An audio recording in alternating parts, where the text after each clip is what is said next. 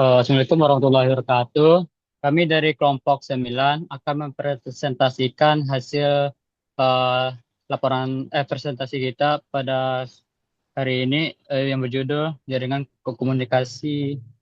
Yang pertama saya sendiri sebagai anggotanya Muhammad Syakarira dengan NIM 1010 124 335. Saya Bagus Nurwijaya dengan NIM 1010124300011. Dari Taufan Hidayat dengan NIM 101012409390. Saya Devi Angelita Suhud dengan NIM 101012400385. Oke, di sini bisa dilihat dari diagram topologinya. Pada yang ditampilkan yang kami rancang itu terdiri dari tiga gedung yang saling terhubung menggunakan router. Yang pertama, gedung yang pertama memiliki divisi A, B, dan C. Eh, yang kedua itu gedung 2 memiliki divisi D, yang di mana terdapat beberapa jaringan. Eh, Gedung D berisi server pusat terkoneksi. Awas ada yang turun, server.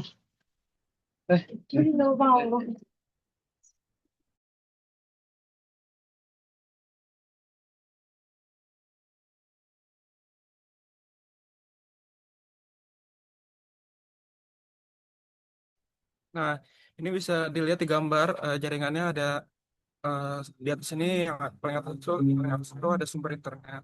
Nah, lalu di bawahnya itu masing-masing ada tiga router yang merepresentasikan gedung satu, 2, dan 3. Nah, untuk gedung tiganya itu dia langsung terkoneksi sama servernya. Sedangkan untuk gedung 2 dan gedung satu dia terkoneksi dengan switch masing-masing divisi. Boleh ke slide berikutnya.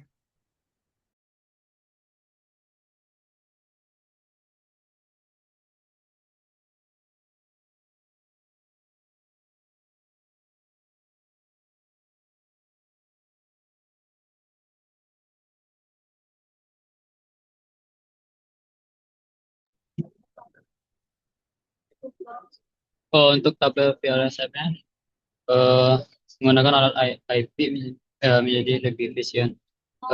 Setiap divisi memperoleh subnet yang berbeda sesuai jumlah host yang dibutuhkan. Selain subnet untuk masing-masing divisi, kami juga menyediakan subnet khusus untuk server dan koneksi point to point antar router menggunakan prefix.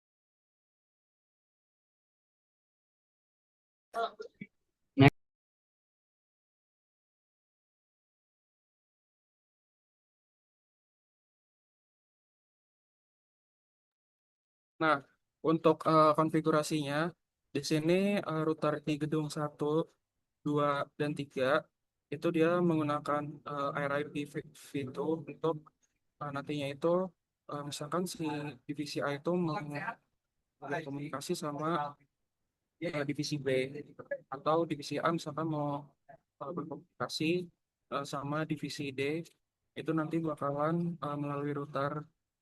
Jadi router satu, terus ke router 3, ke router 2, baru nanti ke switch, baru nanti datanya itu disampaikan. Itu menggunakan routing RIP versi boleh bisa berikan.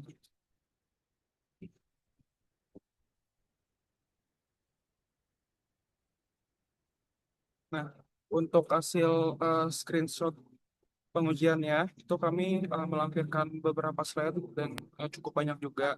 Jadi yang pertama ini eh, dari PC divisi A itu ngeping ke divisi B, lalu divisi C, divisi D, lalu juga gateway divisi A dan juga ke server.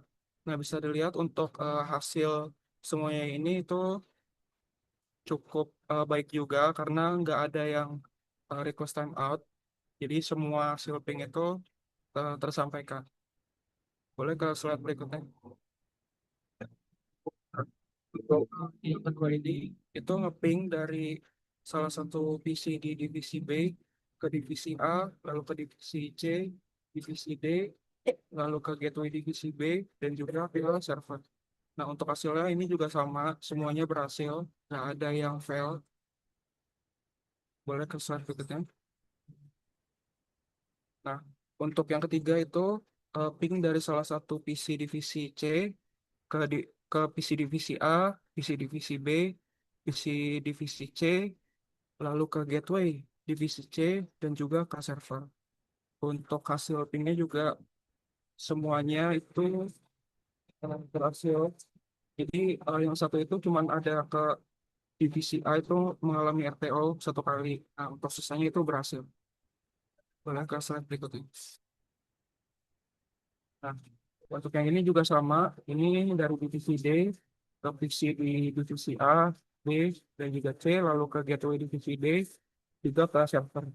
Nah, untuk ini hasilnya juga 100% berhasil, tanpa ada failure. Boleh, next lagi. Nah, ini merupakan hasil dari akses domain web servernya melalui web browser di, dari salah satu divisi. Ini kita ngambilnya dari divisi B yang kedua. Ini kan IP servernya itu 10.9.0.146. Nah, saat dibuka itu berhasil. Boleh ke slide berikutnya. Selanjutnya akan disampaikan oleh teman saya. Dan ini adalah screenshot pengujian untuk hasilnya. Screenshotnya seperti ini, bisa dilihat hasilnya sangat cukup bagus dan bisa digunakan lah. Next. Dan ini untuk yang tadi ada router 1, ini ada router 2 dan router 3. Dan ini tetap hasilnya juga bagus ya. Tidak ada yang terlalu ini banget. Tapi ada gitu last resort ini cuman masalah kecil minor saja. Next. Ini adalah untuk switch divisi A dan switch divisi B. Bisa dilihat hasilnya bagus. Hasilnya cukup menarik di sini. Dan ini untuk switch divisi C sama switch divisi D. Hasilnya sama saja dan eh, bisa digunakan lagi.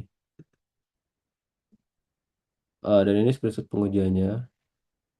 Yang ini untuk PC divisi B dan hasilnya tetap bagus sama.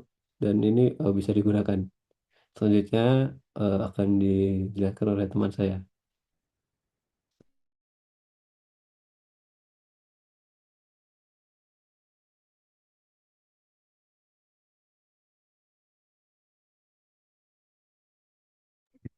Baik, di screenshot pengujian yang ke-13 ini, di simulasian panel ini kita bisa lihat urutan paket yang berjalan di jaringan secara step by step. Prosesnya dimulai dari PC DIVC02 yang mengirim ke DNS query. Perjalanannya melewati switch, router 1, router 2, sampai ke server. Lalu server membalas balik lewat jalur yang sama hingga kembali ke PC. Setelah DNS selesai dan PC sudah tahu IP-nya, barulah dilanjutkan dengan koneksi TCP. Ini proses handshake untuk membangun komunikasi dan terakhir muncul kepada paket HTTP yang artinya PC sudah mulai mengakses website. Next.